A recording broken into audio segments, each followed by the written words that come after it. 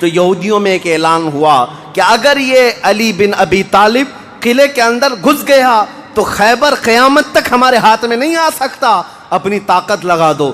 سارے یہودی ٹوٹ پڑے، جتنی فوجیں تھی ٹوٹ پڑی۔ جانتے ہیں حضرت علی اپنا ڈیفنس کیسا کر رہے تھے، اپنے بچاؤ کے لیے کیا کر رہے تھے؟ قلعہ قموس کے دروازے کو جو پھاٹک تھا ایک ہاتھ سے اکھاڑ دیا اور بائیں ہاتھ سے صرف دروازہ پکڑتے تھے، سیدھے ہاتھ سے تلوار سے حملہ کیا کرتے تھے۔ ایک ہاتھ میں دروازہ لے کر کے ڈیفنس کر رہے ہیں، ڈھال بنائے ہوئے ہیں، جہاں سے تیر آئے یا تلوار آئے اس دروازے سے آپ نے اپنے آپ کا ڈیفنس کیا ہے۔ صحابہ کہتے ہیں ہم دیکھتے رہے، وہ دروازے کو ایسے اپنے ہاتھ میں نچا رہے تھے جیسے کوئی چھوٹا کھلونا اپنے ہاتھ میں نچایا جاتا ہے۔ حضرت علی کرم اللہ وجہہ الکریم نے اس قلعے کا پھاٹک توڑ دیا جس کو 20 دنوں سے صحابہ جا کر کے آ رہے تھے، توڑ نہ سکے تھے۔ پھر اس کے بعد جب جنگ ٹھنڈی ہوئی، بعض لوگ یہ کہتے ہیں کہ قلعے کا پھاٹک اٹھا کر کے پھینک دیا، پھینکا نہیں، پوری جنگ بھر حضرت علی اس دروازے کو پکڑ کر کے جنگ کرتے رہے اور قلعے کے اس دروازے کو اپنی ڈھال بنائے رہے۔ جب یہودی سرد پڑ گئے، ٹھنڈے پڑ گئے تو اس قلعے کے دروازے کو آپ نے اٹھا کر پھینک دیا۔ صحابہ کہتے ہیں ہم بعد میں، چونکہ وہ راستے میں پڑا تھا، اٹھانے کے لیے گئے تو 40 صحابہ مل کر کے اس دروازے کو اٹھا نہ پا رہے تھے۔ جو تنہا حیدر کرار اتنی دیر تک اپنے ہاتھ میں لے کر کے لڑتے رہے۔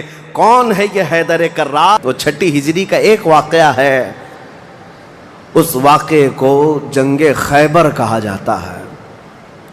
خیبر یہ 6 ہجری میں واقع ہوا، بعض مورخین کے نزدیک 7ویں ہجری میں، کیونکہ یہ محرم کا واقعہ ہے۔ محرم میں یہ جنگ پیش آئی تھی۔ یہ خیبر کیا ہے، جنگ خیبر کیا ہے، اس کے متعلق میں تھوڑی سی باتیں عرض کرتا ہوں۔ اس سے پہلے چھوٹے چھوٹے غزوے بھی ہوئے۔ ایک ذات القرد جنگ، چھوٹی سی جنگ ہے جس کو میں اکثر اپنی تقریروں میں کہا بھی کرتا ہوں۔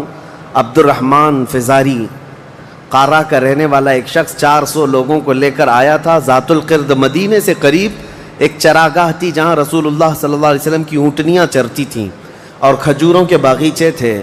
تو اس عبد الرحمن نامی کافر نے حضور کی اونٹنیوں کو قبضہ کر لیا اور کھجوریں بھی چوری کر لیا اور بھاگنے لگا۔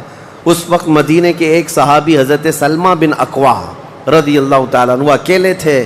انہوں نے 400 لوگوں کو دوڑانا شروع کر دیا۔ وہ اکیلے ہی 400 لوگوں کو دوڑاتے رہے، اتنا دوڑائے کہ وہ سب بھاگتے رہے، کیونکہ مدینہ طیبہ سے اس وقت کوئی اس واقعے کی خبر نہیں پا سکا تھا سوائے حضرت سلمہ بن اکوا کے۔ ان کو رسول اللہ صلی اللہ تعالیٰ